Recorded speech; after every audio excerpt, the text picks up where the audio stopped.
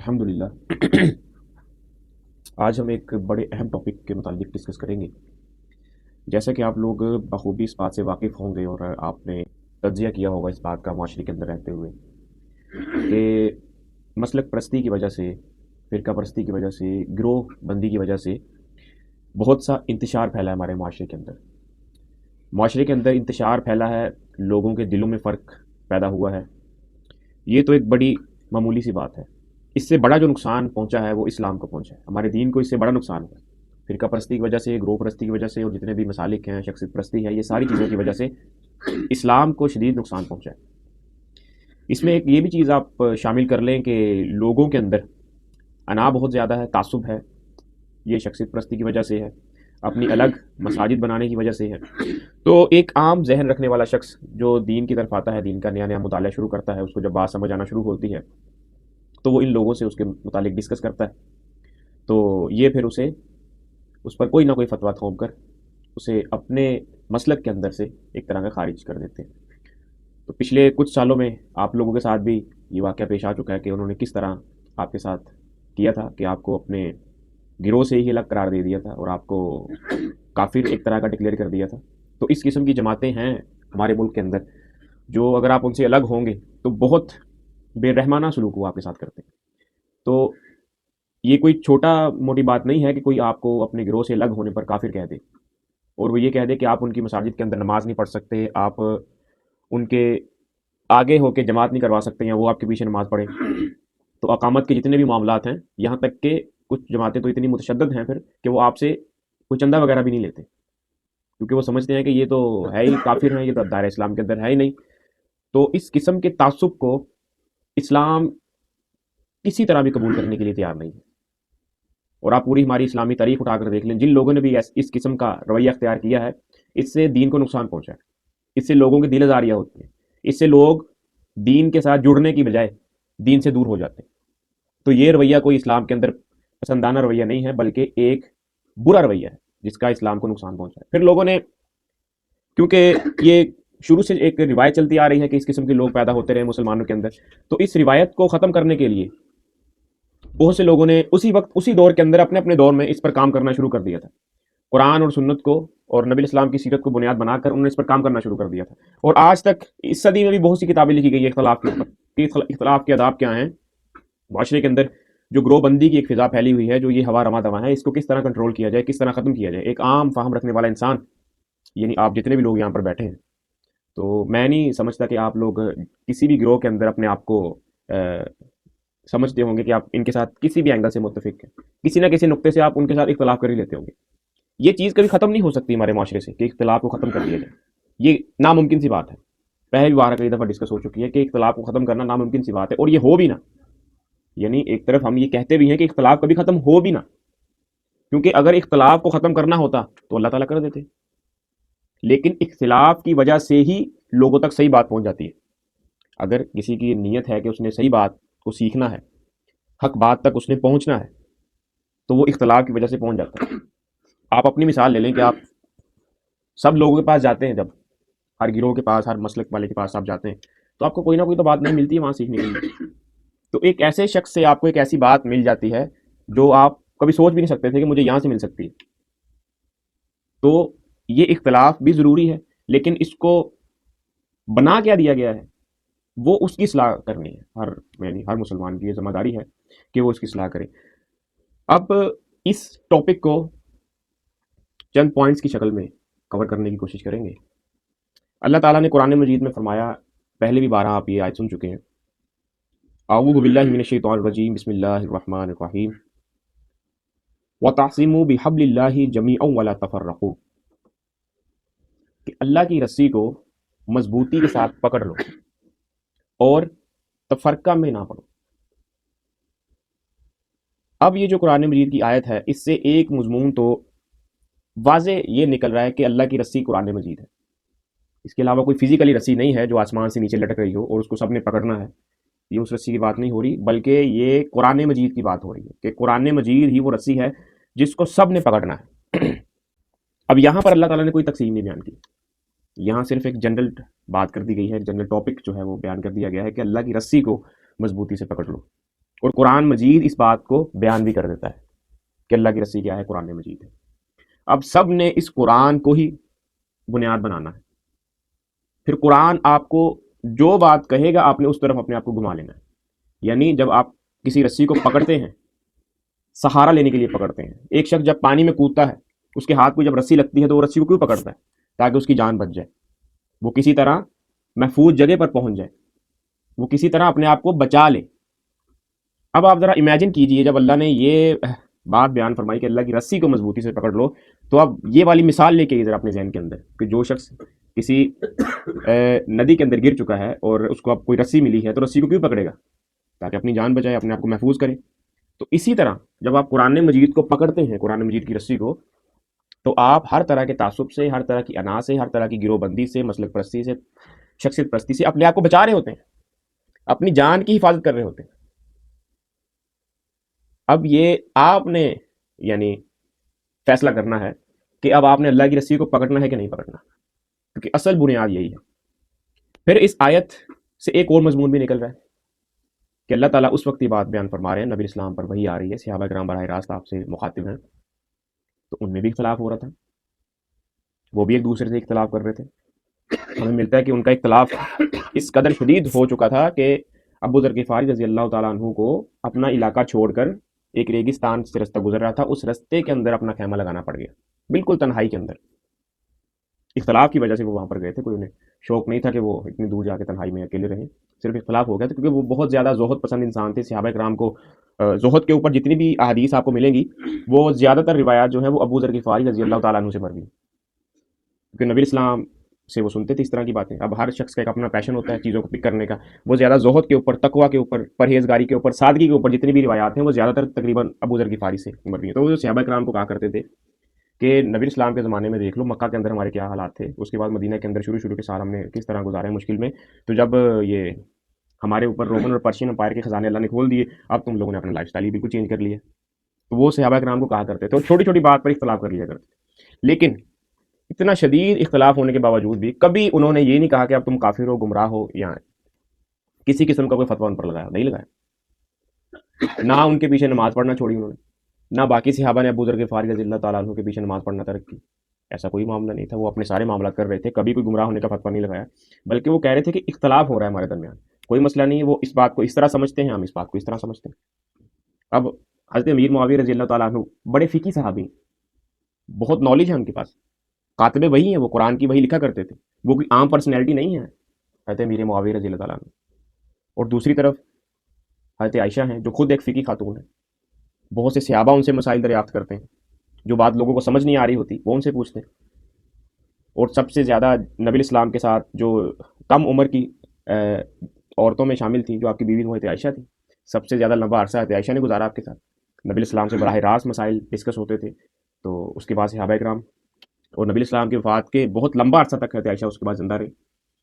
تو یہ ایک فقی خاتون تھی، ایک طرف حضرت امیر معاویہ تھے، دوسری طرف حضرت علی بھی تھے۔ اب دیکھیں کہ ان تینوں کا کس طرح کلیش ہوا آپس میں، ایک بہت بڑی جنگ چھڑ گئی۔ کس بات پر؟ یہ کوئی مذہبی اختلاف نہیں تھا، ایک سیاسی نقطہ کے اوپر وہی جنگ چھڑ گئی ہے۔ یعنی یہ کوئی اس نوعیت کا معاملہ نہیں تھا کہ ایک دوسرے کو بلانا چھوڑ دیا ہے اور کئی مہینوں تک بلایا نہیں ایک دوسرے کو۔ یعنی ہمارے ہاں تو معاملہ حد تک بھی جائے تو اس نوعیت تک ہی جاتا ہے کہ ہم ایک دوسرے کو بلانا چھوڑ دیتے ہیں، لیکن یہ اس سے آگے بڑھ کر معاملہ بنا کہ جنگ چھڑ گئی، ہزاروں کی تعداد میں وہاں سے لشکر آیا اور ہزاروں کی تعداد میں یہاں سے لشکر گیا۔ حضرت امیر معاویہ کے ساتھ بھی ایسا ہی معاملہ ہوتا ہے، علی کے ساتھ، عائشہ کے ساتھ بھی یہی معاملہ بنا۔ تو لیکن پوری آپ تاریخ اٹھا کے دیکھ لیں، کبھی تینوں میں سے کسی نے ایک دوسرے کو کافر کہا ہو، گمراہ کہا ہو، کبھی ایسا کوئی معاملہ نہیں ملتا ہمیں، کیونکہ ان کی تربیت میں یہ چیز شامل نہیں تھی۔ وہ سمجھتے تھے کہ یہ اللہ کو مانتے ہیں اور اسی رسول کو مانتے ہیں جس کو ہم مانتے ہیں، اور اسی دین کو مانتے ہیں جس کو ہم مانتے ہیں، قبلہ ہمارا ایک ہے، کوئی فرق نہیں ہے۔ یہ بھی وہی نماز پڑھتے ہیں جو نماز ہم پڑھتے ہیں، ان کا رکوع بھی اسی وقت ہوتا ہے جب ہمارا رکوع کا وقت آتا ہے، ان کی نمازوں کی وہی ترتیب ہے ساری۔ وہ یہ چیزیں دیکھتے تھے، اور ہمارے مسلمانوں کے اندر یہ ساری چیزیں ختم ہو چکی۔ حالانکہ مسلمان کا بھائی ہے، نبی اسلام نے فرمایا، اور یہ ایک دوسرے کا دشمن سمجھ رہے ہیں اپنے آپ کو، مسلمان ایک دوسرے کا دشمن سمجھ رہے ہیں، وجہ کہ اس فرقے کا ہے، یہ اس گروہ کا ہے، بس اس وجہ سے، حالانکہ کوئی بات ہی نہیں۔ وہ بھی اللہ کو مان رہا ہے، میں بھی اللہ کو مانتا ہوں، وہ اسی نبی کو مانتا ہے، اسی کی پیروی کرتا ہے، اسی کی اتباع کر رہا ہے جس کو میں مانتا ہوں۔ وہ بھی اسی قبلہ کی طرف منہ کر کے نماز پڑھتا ہے، اسی طرح نماز پڑھتا ہے جس طرح میں پڑھتا ہوں، لیکن پھر اتنا اختلاف ہے۔ اب آپ ذرا امیجن کیجئے کہ جب آپ اپنی کوشش سے کسی کرسچن کو مسلم کرتے ہیں تو آپ اسے کیا ایکسپیکٹ کریں گے؟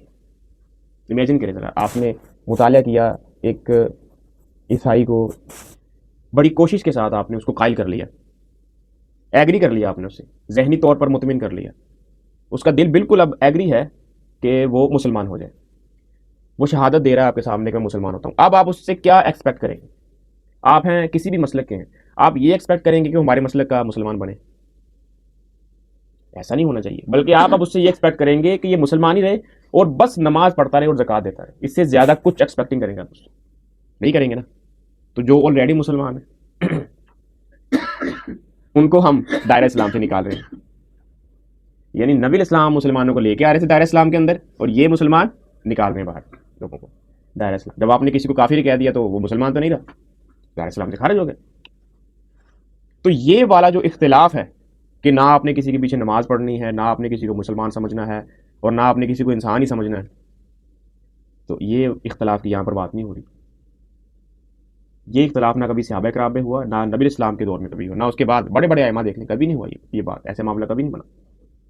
اور سورہ اسراء کے اندر آتا ہے کہ یہ قرآن ہی وہ چیز ہے جو آپ کو بالکل سیدھا رستہ دکھاتا ہے۔ تو اگر اختلاف کو ختم کرنا ہم چاہتے ہیں تو ہمیں چاہیے کہ ہم قرآن پر عمل کریں، قرآن کو بنیاد بنائیں اور کسی چیز کو نہیں۔ اور یہ جتنے بھی ہمارے مسلک ہیں یا گروہ بندیاں ہیں، یہ کوئی دین نہیں ہے بلکہ فقہی مذاہب ہے۔ یہاں سے ہم چیزوں کو سیکھتے ہیں، نئی سے نئی بات رونما ہوتی ہے جو ہم نے اخذ کرنی ہوتی ہے۔ یہ کوئی دین سیکھنے کے کہہ لیں کہ کوئی دین کا کوئی حکم نہیں ہوتا، بلکہ اصل دین قرآن اور سنت ہے۔ تو یہ پہلا نقطہ تھا کہ قرآن کو اصل بنیاد بنانا۔ اب دوسرا نقطہ ہے کہ آپ کسی گروہ کے اندر بھی ہیں، کسی مسلک کے اندر بھی ہیں، تو اس کو آپ نے دین نہیں سمجھنا۔ یعنی ایک دائرہ آپ لگا لیں کہ یہ میرے مسلک کا دائرہ ہے اور اس کے اندر ہی ہے جو کچھ ہے، اس کے باہر کچھ نہیں۔ ایسا نہیں ہونا چاہیے۔ اگر ایسا ہوگا تو پھر ہر شخص یہی سمجھ لے گا کہ بس سارا کچھ تو میرے پاس ہے اور تو اس کے علاوہ اور کسی کے پاس کچھ بھی نہیں ہے۔ تو ایسا کسی قسم کا کوئی معاملہ نہیں ہونا چاہیے۔ آپ جس مسلک کے اندر، جس گروہ کے اندر ہیں، کوشش کریں کہ جو بات قرآن اور سنت کے اوپر پوری اترتی ہے اس کو مانیں، جو بات پوری نہیں اتر رہی ان سے پوچھیں، وہ نہیں آپ کو بتا رہے دوسروں سے جا کے پوچھیں۔ دین کو سمجھنے کا، سیکھنے کا سب سے بہتر جو طریقہ ہے وہ ان سے پوچھیں جو اس پر عمل کر رہے ہیں۔ مثال کے طور پر اگر کوئی رفع دین نہیں کرتا تو اس سے پوچھیں آپ کیوں نہیں کرتے، وہ آپ کو بتائے گا کیوں نہیں کرتا وہ۔ اور اگر کوئی کرتا ہے تو اس سے پوچھیں آپ کیوں کرتے ہیں، وہ آپ کو بتائے گا وہ کیوں کرتا ہے۔ تو آپ کے پاس دونوں دلائل آ جائیں گے نا۔ تو دونوں دلائل کو سامنے رکھ کر انالیسس کرنا زیادہ آسان ہے۔ اگر صرف ایک دلیل آپ کے پاس ہوگی رفع الیدین کرنے والی تو نہ کرنے والی، تو پھر آپ تو کبھی کریں گے، ایسا تو ہو نہیں سکتا کہ آپ رفع الیدین کے بغیر نماز پڑھ لیں، کیونکہ آپ کے پاس تو دلیل ہی ہے کیا۔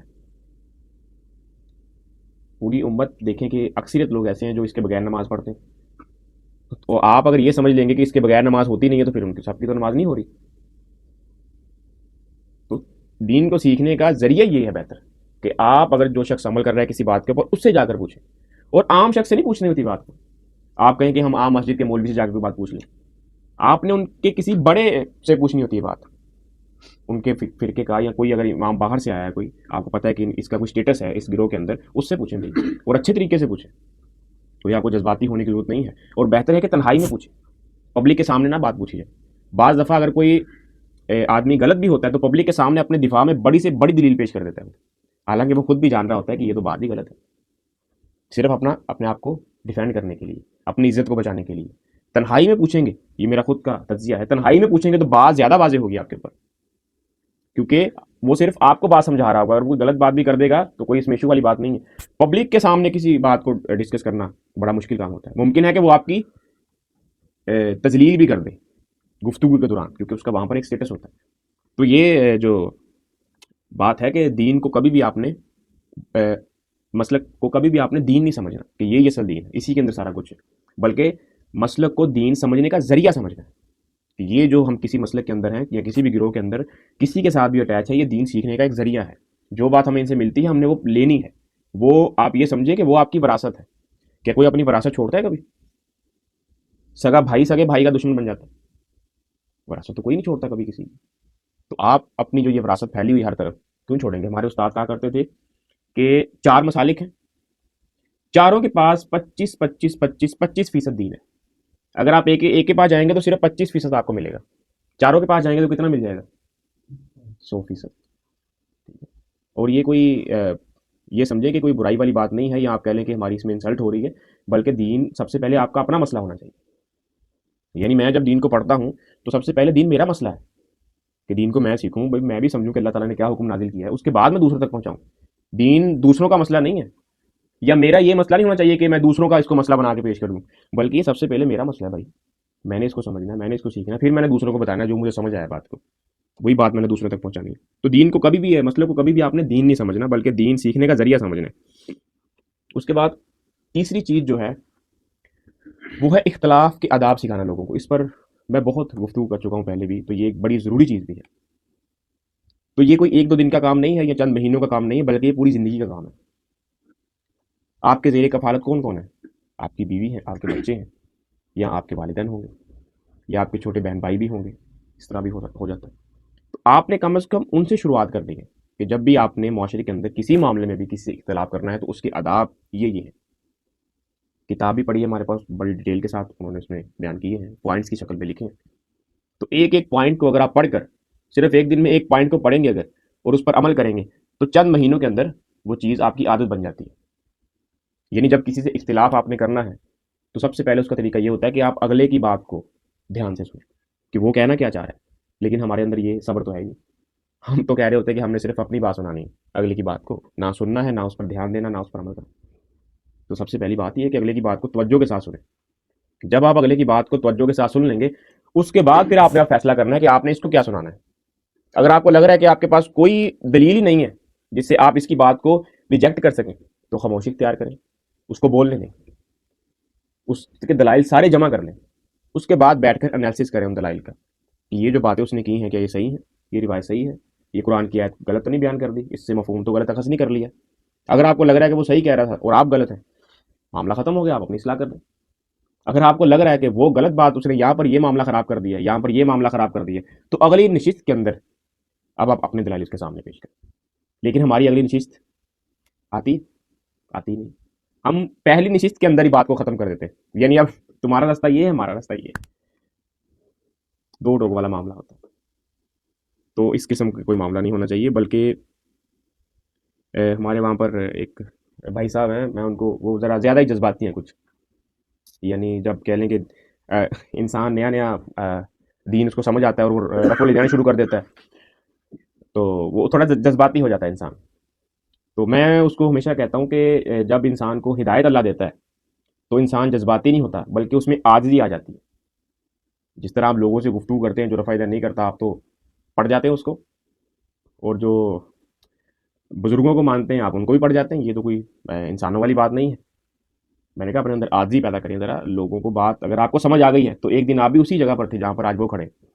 اس وقت دیکھیں کہ آپ جب وہ کام کرتے تھے تو آپ پوری ذمہ داری کے ساتھ کام کرتے تھے، ثواب کی نیت سے کرتے تھے. آپ کی یہی نیت ہوا کرتی تھی. آپ جب کسی دربار میں جا رہے ہیں تو آپ کی کیا نیت تھی؟ اللہ کو راضی کرنا. آپ کو شرک سمجھ کے وہ عمل تو نہیں کر رہے تھے، بلکہ آپ کیا کر رہے تھے؟ اللہ کو راضی کرنے یہاں پر آیا ہوں میں. انسان اپنی جیب سے 10 روپے بے شک نکال کے جب کسی دربار میں بھی ڈال دے یا مسجد کے اندر ڈال دے یا کسی کو بھی غریب کو دے دے تو اس کی نیت اللہ کو راضی کرنا ہی ہوتی ہے. پیسے اپنی محنت سے کمائے گئے، خون پسینے کی کمائی انسان ہمیں تو کسی کو نہیں دے دیتا. اس کی نیت ہوتی ہے کوئی کہ میں نے یہ کس نیت سے دی ہے. تو جب آپ وہ کام کر رہے تھے آپ کی نیت بھی تو اللہ کو راضی کرنا تھی، تو ان کی بھی وہی ہے. اب یہ سوچیں کہ ان کو سمجھانا آپ نے کس طرح، یہ کوئی طریقہ نہیں سمجھانے کا. اس طرح تو لوگ تعصب کا شکار ہوتے ہیں. لوگ کہتے ہیں کہ میں اس کی بات کیوں مانوں، حالانکہ اس رویے کی وجہ سے آپ کی صحیح بات بھی لوگ نہیں مانتے، اور رویے کی وجہ سے لوگ آپ کی غلط بات بھی بعض اوقات مان لیتے ہیں. بہت بڑی بات ہے. جو لوگ اپنا کاروبار کرتے ہیں ان کو اس چیز کا پتہ ہوگا کہ لوگ اخلاق سے کتنا متاثر ہوتے ہیں. اور ایک بہت بڑی مثال بھی اکثر وکیل بھائی نے دی تھی ایک دفعہ درس کے اندر، کہ جن کی زبان کڑوی ہوتی ہے ان کا گڑ بھی نہیں بکتا، اور جن کی زبان میٹھی ہوتی ہے ان کا، کیا کہا تھا آپ نے، یعنی ان کا نمک بھی کہہ لیں گے، یعنی کوئی ایسی چیز وہ بھی بک جاتی ہے. تو یہ بہت بڑی بات ہے. یہ جو چھوٹے چھوٹے پوائنٹس ہوتے ہیں ان کو اپنی زندگی کے اندر لے کے آنا چاہیے. حالانکہ ہم لے کے نہیں آتے، یہ مشکل کام نہیں ہے. ہمارے ایک استاد ہے، وہ ان سے شاید کسی نے پوچھا کہ آپ جب یعنی اتنی یہ جو عاجزی ہے یا بات کرنے کا یعنی اختلافی ٹاپک کو بھی آپ بڑے اچھے طریقے سے بیان کر دیتے ہیں اختلافی ٹاپک کو، تو اس کی کیا وجہ ہے؟ انہوں نے کہا کہ مجھے بہت لمبا عرصہ لگا ہے اپنے آپ کو ایسا بنانے کے لیے، یہ کوئی ایک دن کا یا چند مہینوں کا کام نہیں ہے بلکہ بڑا لمبا عرصہ لگا ہے۔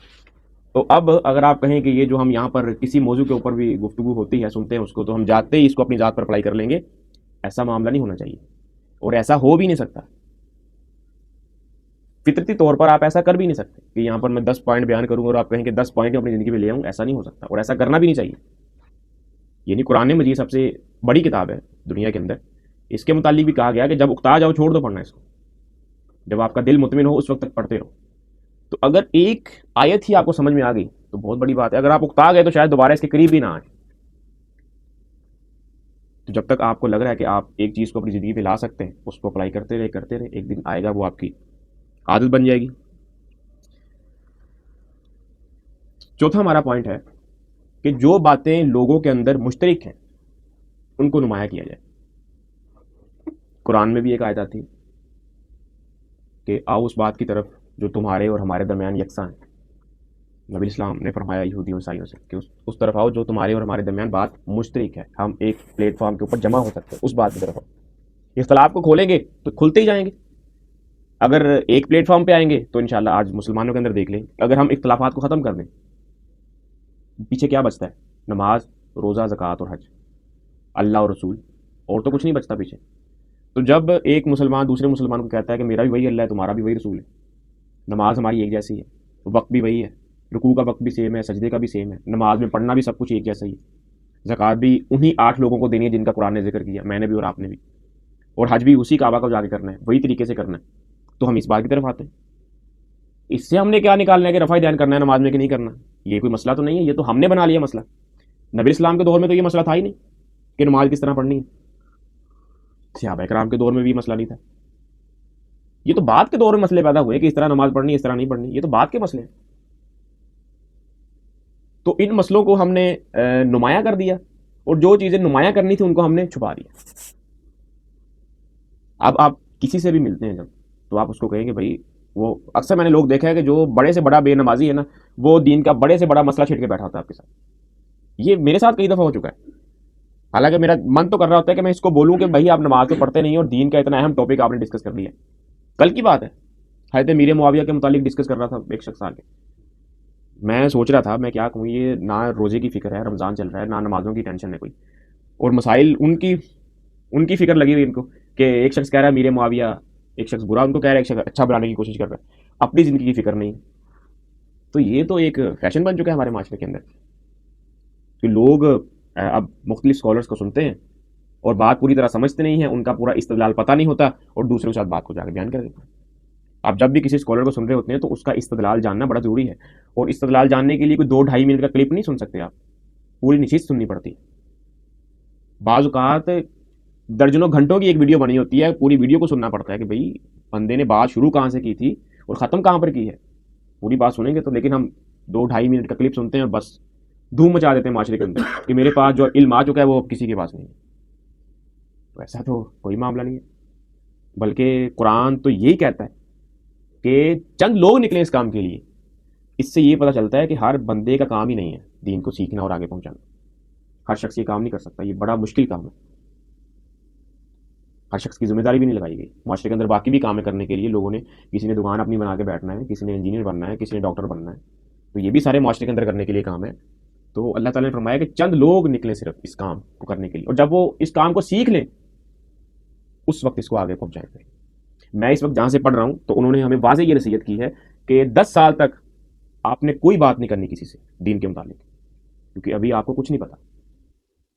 جب آپ 10 سال بعد دین سیکھ جائیں گے پھر ہم آپ کے لیے میدان کا دروازہ کھول دیں گے، جائیں آپ جو مرضی کرتے تھے۔ کہہ رہے ابھی آپ قرآن کی ایک آیت کی ترکیب ہی نہیں کر سکتے، ایک ترکیب قرآن کی آیت کی، ایک آیت کی ترکیب نہیں کر سکتے ابھی۔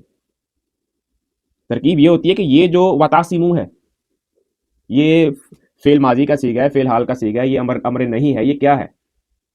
یہ جو واو آیا اس سے پہلے، واہ تعصمو، یہ واو عطف کی ہے یا کیا چیز ہے؟ یہ عطف سے مراد ہوتا ہے کہ پچھلی بات اس کے ساتھ مل رہی ہے، پچھلی آیت کے ساتھ، یا یہ الگ بات شروع ہوئی ہے یہاں سے۔ واو قرآن میں کتنے معنی لے کر آتا ہے؟ ہم نے آگے آگے جا کے ہم پڑھتے ہیں ول فجر، کیا مطلب ہے اس کا؟ فجر کی قسم، قرآن میں واو اور کے معنی میں بھی آتا ہے، قسم کے معنی میں بھی آتا ہے، بات کو آگے بیان کرنے کے لیے بھی آتا ہے.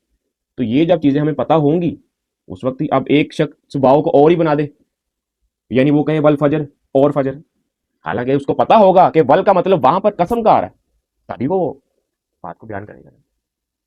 تو یہ بہت مشکل اور ایک لمبا عرصہ چلنے والا کام ہے، کوئی ایک دن میں انسان کام کر ہی نہیں سکتا. اور انہوں نے ہمیں ایک اور بات کہی کہ اگر آپ قرآن کی عربی سیکھنا چاہتے ہیں تو یعنی ایک عبارت کو پڑھ کر آپ اس کا ترجمہ کر لیں، تو اس کے لیے آپ کو اگر محنت کریں گے تو 1 سال لگے گا. لیکن اگر اس آیت سے وہ مفہوم اخذ کرنا ہے جو مصنف نے اس میں شامل کر دیا ہے، وہ حذف ہے اس کے اندر، وہ نکالنا ہے، تو اس کو سمجھنے کے لیے آپ کو 40 سال کا عرصہ بھی لگ سکتا ہے. یعنی یہاں پر کتنی بکس پڑھی ہیں، اقبال کی کتابیں ہیں، انہوں نے جب کوئی کتاب لکھی ہے اقبال نے تو وہ کسی تنہائی میں بیٹھے ہوں گے، انہوں نے کوئی جملہ لکھا ہوگا، ان کے پورے ذہن کے اندر ایک پورا نقشہ بنا ہوگا اس بات کا. اب وہ پورا نقشہ کس طرح نکالنا ہے اس ایک جملے سے، یہ آسان کام نہیں ہوتا. آپ تو پڑھ کر آگے نکل جاتے ہیں، لیکن اقبال نے اس ایک جملے میں کیا نقطہ چھپا دیا ہے وہ نکالنا. انہوں نے ہمیں کہا کہ ہمیں بعض دفعہ ایک آیت قرآن کی سمجھنے کے لیے ایک مہینہ لگ جاتا ہے، ایک قرآن کی آیت کو سمجھنے کے لیے ایک مہینہ لگ جاتا ہے. تو کیا یہ عام شخص کا کام ہے؟ یعنی 40 سال کھپانے کے بعد بھی، 40 سال قرآن کو سیکھنے کے سمجھنے کے بعد بھی ابھی بھی 1 مہینہ لگ رہا ہے آیت کو سمجھنے میں. تو یہ بڑا مشکل کام ہے. تو ہمیں چاہیے کہ ہم اختلاف کو چھوڑ کر جو مشترکہ باتیں ہیں مسلمانوں کے اندر ان کو سامنے رکھیں، نماز کو، روزے کو، باقی چھوٹے چھوٹے جو اختلافات ہیں وہ چھوڑ دیں. اور ہماری مساجد کے اندر اللہ معاف کرے بیان اختلافات ہو رہے ہوتے ہیں، اس کی جو اصل وجہ میں نے اخذ کی ہے وہ یہی ہے کہ لوگ جو ہیں وہ تفرقے کے اندر ہی رہیں، لوگ آپس میں جڑ نہ جائیں، یعنی لوگ گروہ بندی کے اندر ہی پھنسے رہیں. بس ایک پوائنٹ آخری اور بیان کر دیتا ہوں، 10 پوائنٹ تھے تو 5واں پوائنٹ ایک بیان کر دیتا ہوں یہاں پر. نمبر 5 ہے تکفیر اور گمراہی کے فتووں سے اجتناب کرنا. پیچھے بھی اسی کانٹیکس کے اندر گفتگو ہوئی ہے کہ ہم سوچتے نہیں ہیں، سمجھتے نہیں ہیں، ایک دوسرے کے اوپر کفر کا فتویٰ لگا دیتے ہیں، گمراہ ہونے کا فتویٰ لگا دیتے ہیں، اور ہمارا بچہ یہ کام کر لیتا ہے. حالانکہ آپ پیچھے تھوڑا سا جائیں تو جب قادیانیوں کو کافر ڈکلیئر کیا گیا تو کیا یہ کسی ایک گروہ نے کیا تھا یا کسی ایک فرقے کے مولوی نے کیا تھا؟ پوری ٹیم بیٹھی تھی اور یہ کام حکومتی سطح پر ہوا تھا. اس سے آپ ذرا اندازہ کر لیں، یہ کوئی بہت زیادہ پرانی بات نہیں ہے، یہ کوئی 50-60 سال پرانی بات کر رہا ہوں میں. قانونی طور پر یہ کام ہوا تھا، بڑے بڑے علماء بلائے تھے انہوں نے، باہر سے بھی، باہر کے ملکوں سے بھی اور پاکستان کے اندر سے بھی، کہ بھئی ہم یہ قدم اٹھانے لگے ہیں، قادیانیوں کو دائرہ اسلام سے خارج کرنے لگے ہیں، تو سوچ سمجھ کے یہ کام کرنا ہے. اور ہمارے چھوٹے سے گاؤں میں یہ کام بڑے زور و شور کے ساتھ ہو رہا ہے بغیر کسی ذمہ داری کے. کافر کہنا، گمراہ کہنا یہ معمول بن چکا ہے، حالانکہ بہت بڑا کام ہے، کوئی چھوٹا موٹا کام نہیں ہے. نبی اسلام نے فرمایا کہ اگر کوئی کسی کو کافر کہتا ہے، اگلا اگر بندہ کافر نہ ہوا تو اس فتوے کا گناہ تم پر لوٹ آتا ہے واپس. چھوٹی موٹی بات نہیں ہے. صحابہ کرام تو یعنی جس شدت کے ساتھ اس گناہ کو بیان کیا گیا ہے، یعنی بعض دفعہ کافر کو کافر کہنے سے بھی انسان ڈرتا ہے کہ میں اس کو بھی کافر نہ کہوں. اور جس نبی کے ہم پیروکار ہیں، آپ دیکھیں کہ انہوں نے کبھی مشرکین کو، جو پکے کافر تھے، پکے مشرکین کو بھی کبھی کافر نہیں کہا، حالانکہ پکے کافر تھے وہ. قرآن مجید میں پھر اینڈ پہ جا کے اللہ تعالیٰ نے کہا قل یا ایھا الکافرون، اے نبی ان کافروں سے کہہ دو. اس سے پہلے آپ مجھے دکھا دیں کہ نبی اسلام نے کبھی ان کو کافر کہا. نہیں بھائی، نبی اسلام نے ان کی اصلاح کرنی تھی، دن رات تو آپ ان کی اصلاح کی فکر کر رہے تھے، ان کی دعوتیں کر رہے تھے، کسی محفل کے اندر آپ جاتے تھے، ان کو آپ سمجھاتے تھے، ان کے اولادوں کو آپ نے یہ دعوت دی. اگر نبی اسلام ان کو کافر کہہ دیتے نعوذ باللہ، تو ان کے بچے کبھی اسلام قبول کرتے؟ ان کے بچوں کو بات سمجھ آ گئی. اور یہ بھی اس ہسٹری سے ہم اس چیز کا بھی انالیسس کرتے ہیں کہ ہمیشہ جو بڑے لوگ ہوتے ہیں، بڑے بڑے عہدوں پر فائز ہوتے ہیں، ان کو جلدی بات سمجھ میں نہیں آتی. اور جو لوگ اپنی معمولی زندگی گزار رہے ہوتے ہیں یا ان کی اولادیں، وہ بات کو سمجھ لیتے ہیں. اس کی وجہ نہیں کہ ان کو بات سمجھ نہیں ہے، اس کی وجہ یہ ہے کہ ان کا اوڑھنا بچھونا، ان کا روزگار لگا ہوا ہے اس دین کے ساتھ جس کو وہ لے کر بیٹھے. عام بات، اتنی عام سی بات کیوں نہیں سمجھ آ رہی بھائی کہ ایک اللہ کا پیغمبر ہے، اس پر وحی آ رہی ہے، ہر چیز وہ تمہیں دکھا رہا ہے، بڑے سے بڑے موضوع وہ تمہیں دکھا رہا ہے، پھر بھی تم بات نہیں سمجھ رہے. فرعون نے اپنی آنکھوں سے دیکھ لیا کہ دریا کے 2 ٹکڑے ہو گئے، اس سے موسیٰ علیہ السلام کا لشکر بھی گزر گیا، پھر بھی تلوار، حالانکہ اسی وقت کہہ دیتا کہ بھائی ختم کرو معاملہ یہاں پر. یہ تو کوئی معجزہ ہے، ہم نے تو کبھی نہیں دیکھا اس طرح کے دریائے دو ٹکڑے ہو جائے، لیکن نہیں ٹلا، کہا کہ میں نے تو ختم کرنا ہے، میری حکومت پیچھے کریں گے۔ نہ اسے اس کی دولت نے بچایا، نہ اس کی حکومت اس کے کام آئی، نہ اس کے لوگ، اس کے سپہ سالار اس کے کام آئے، دریا میں غرق ہوا، سب کے ساتھ غرق ہوا۔ تو یہ جب انسان کے اندر انا اور تعصب آتا ہے تو وہ اندھا ہو جاتا ہے، اس کی آنکھوں کے آگے ایک پٹی بن جاتی۔